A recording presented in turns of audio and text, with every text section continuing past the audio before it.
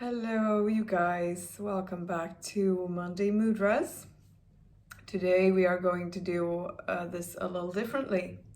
My name is Emma, and welcome to my channel. And it's been a new moon this weekend, and I am sure that you all are feeling this intense shift that is taking place. I am doing that for sure. I'm feeling it, and this is why I felt like I want to do the Monday Mudras, but I don't have the energy, or rather, I don't know. I felt like I wanted to do more transparent and like speak to you a little bit about putting pressure on yourself and having this vice of a mind and not really listening to the energies in the body when it calls for rest, because I'm battling with that and have been battling with it. I'm doing better, but this was one of the things that made me feel that I would either not do this at all this week, because I am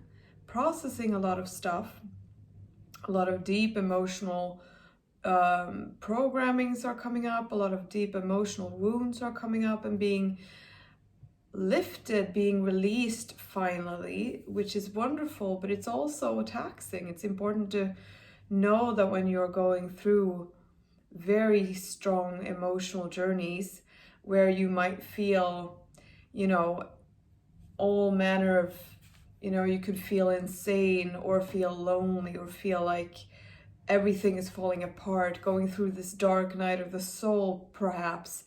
And if you haven't done that many times, it can be a harrowing experience, because everything that you thought you knew is suddenly not true anymore. And when you go through a dark night of the soul,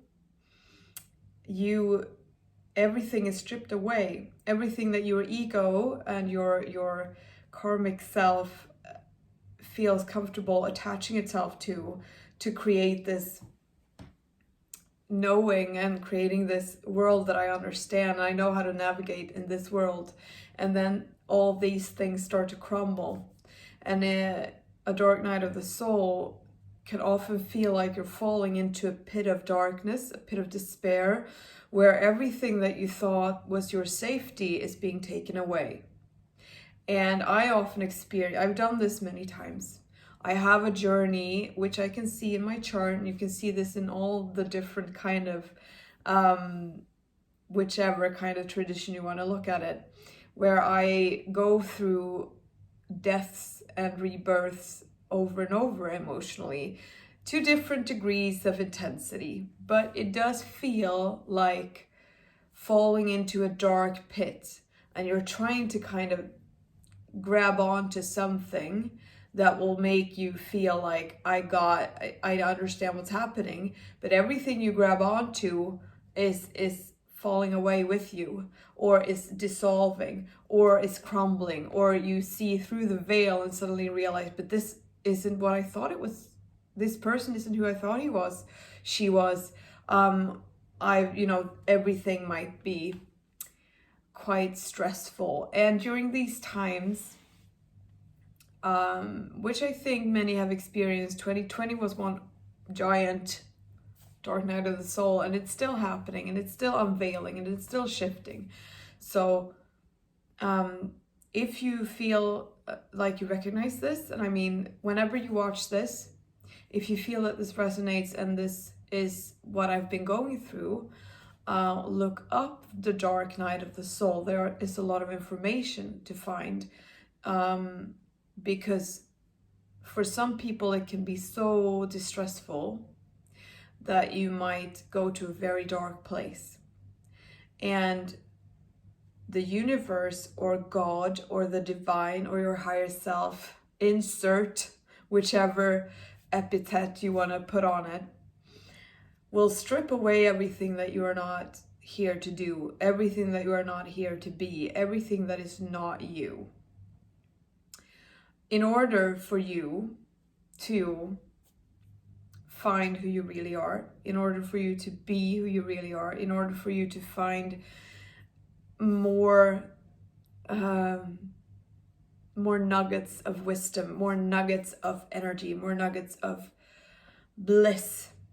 But you have to go through the birth canal of darkness, of pressure, of being kind of put through the ringer. And what it can feel like is being put in a void where everything is taken away. So you suddenly feel like there's nothing left. There's nothing here. I am nothing. I don't know who I am. Suddenly there's no real, I don't know what to do about this. I don't have any answers suddenly. I feel completely lost. And this void, as I usually talk about it, and I've been told that this is like a void space where when you take in everything away, you need to be in this void in a trusting way, because sometimes it takes a little time for the universe to put in what you are here to do, for you to attract what you need, what you are here to attract, what you need to work with in the next cycle of evolution for you. And this can be a cycle that will be a short or a long cycle. And this is where a lot of people run back towards their safety in fear, because it's so scary. And scary isn't even enough of a word to describe the feeling. It's terrifying. And I don't know why I'm talking about this. This was not my plan, I want to say. I had not planned to speak about this when I put on the camera. So there is somebody out there who needs to hear this. And I know that when I was going through a dark night of the soul, it was a year and a half ago, one of the big ones. And it got to a point where I was very close to ending my life, because I felt like everything that I thought was my safe spaces, my people, my friends, a relationship that I thought was, the one, or, something very magical, that turned out to be something else. Everything started to fall away. People started to put up boundaries towards me. People started to turn away from me. And I was descending into this abyss. I was also having insomnia, sleeping issues, staying up all night. And I felt like I am slowly losing my mind. I am losing the grip now. And I don't know how much more I can take. And I seriously contemplated ending my life. And I got pretty close. And when I was a teenager, I did attempt to end everything a couple of times. So that's why I think it was actually kind of bringing that to surface again. That kind of desperate, I want to give up, I want to surrender, which is in essence a very beautiful thing. But if you have a lot of wounds and a lot of pain, it's very hard to know. It's hard. It is hard. And as you know, I didn't. And I'm very glad I didn't. Because I got to a point in this darkness where I realized that I have only myself. I'm alone. This enormous fear I had of being alone is true. I am alone. I had another fear of, because I've battled a lot of worthlessness feelings, and all of these things. And I had a deep fear and resistance to, what if it's true? What if I am worthless? What if this is actually, and I was trying to do everything in my power to, avoid realizing that this is true. I know it isn't true. Bear with me. But one morning, after having been up for, ever, I couldn't sleep. So I got I fell asleep maybe at 5, 6, and then got up at 8. So it was a lot of like that for months, So, and one morning in the darkness, both in the literal darkness and in my inner darkness, I realized I wanted to give up. And it was like I was looking at myself, and I was looking at a part of me that was having its back towards me as a symbolic image. And this resistance I had just fell away.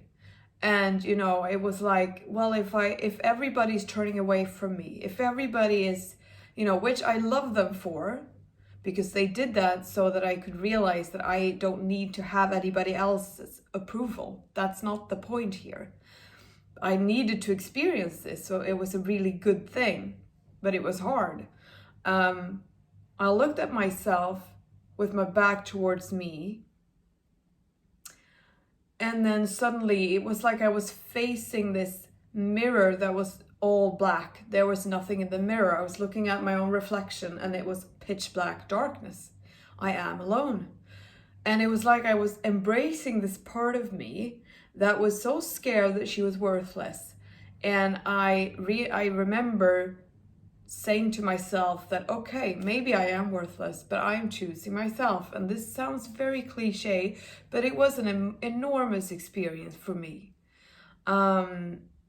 Because suddenly I didn't need anybody else's approval. I didn't need that anybody else to validate my opinion. Of course, I've had a lot of other journeys with this. This is a layering work, so it's been coming up again and again. But this was one of the turning points for me in the darkness, where I accepted the void in the dark night of the soul. I stopped reaching for my security blankets. I stopped reaching for all these people that I thought I needed their approval and love. And I just let go of everything into this dark void of nothingness. And there I found myself. And this was enormous for me. So if there's anybody out there who's currently in the void, currently feeling like I'm losing everything, I don't know what I'm doing, I don't know what's true, I don't know who I am, nothing makes sense anymore, don't worry. Of course, if you need to seek help, there are therapists, there are healers, there are, you know, medical people who are great. You should never sit with something that is too hard to bear alone. There is help to find, but I just felt like there might be somebody who will listen to this, who knows what I'm talking about, who's going through it right now. Whenever it is you're listening to it, I'm going to do one mudra.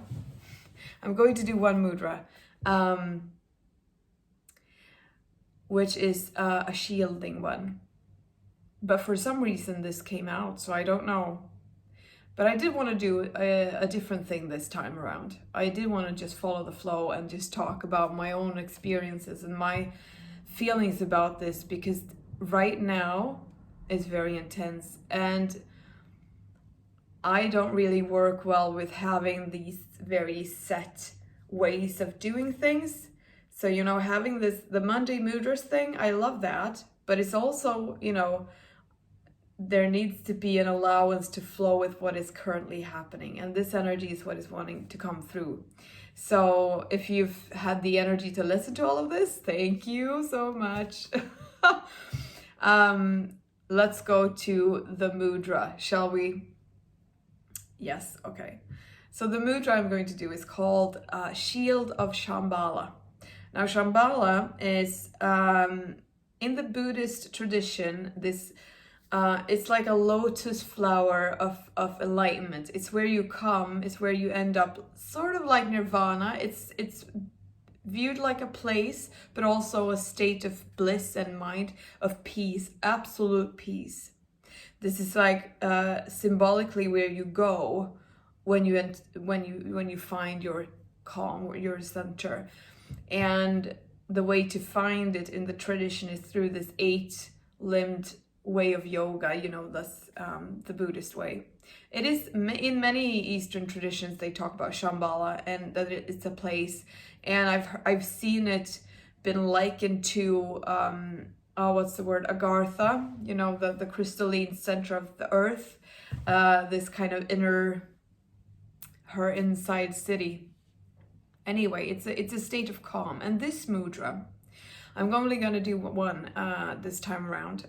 It is extremely shielding, and it is said to be the mudra that would be the equivalent of, what is that kind of, oh, good Lord.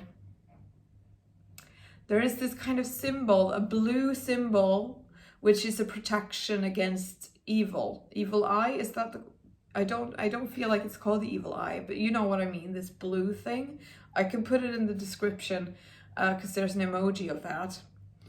But it's the equivalent of that energy, of absolute repelling negative energy.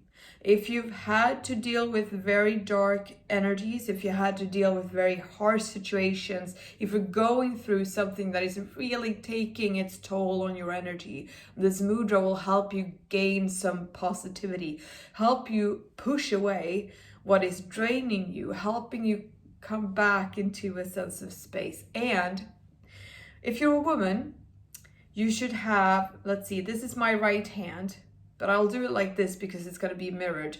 So your right hand is like this, and my thumb, I'm not in there, it's like that.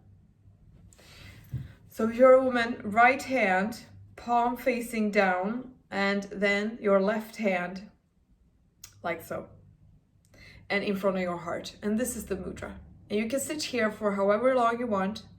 You can focus on breathing in through all of your chakras. It is said to balance the lower chakras mainly, but I'm gonna just leave all the explanations because I think all you need to know is that this will help you regain energy, positivity, power, and invoke a sense of calm. If you're a male, it's the other way around. Same with the thumb, but you have your left hand is, what do you call this? Fist, yes, and your left palm. So, yes, that is the entire mudra that I wanted to show you. And if you are going through a very hard time, if you're going through a very dark night of the soul, yeah, use the mudras, use mantras, use, do what you can to, but also allow yourself to feel. It is hard. Allow yourself to admit that this is freaking awful to go through. That is also a key, to stop resisting and start surrendering to what you are experiencing. And of course, you can reach out to me. I do offer healings and therapeutic conversations and readings. That's always welcome to connect with me if you need guidance around what you're going through. And I also felt like I wanted to draw a card for you. So this is a bit of a new Monday thingy, and the unicorns and the star seeds are the ones that want to talk. So let's see what they want to say to you. For, I feel like it's timeless, this one. So whenever you're listening to this, it's for where you are at right now. So there's one. And we're going to do the star seed. I hope it was interesting to listen to. If you like to hear, what? They don't want me to talk while I'm shuffling.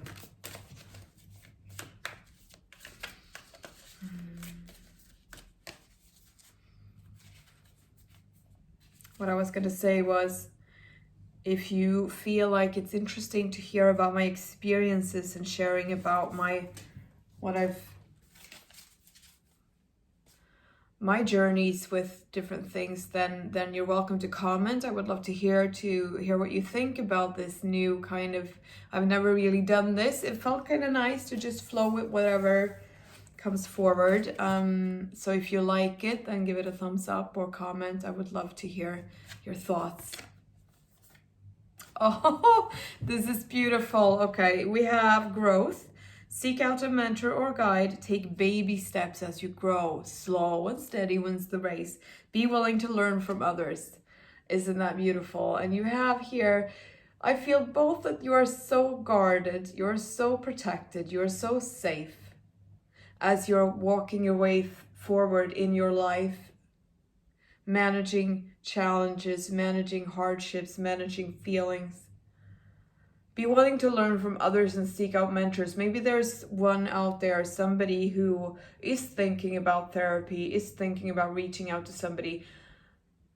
And I want to say that that is such an important investment in yourself. Taking the time and money to invest in your well-being is something that you will get back tenfold, thousandfold.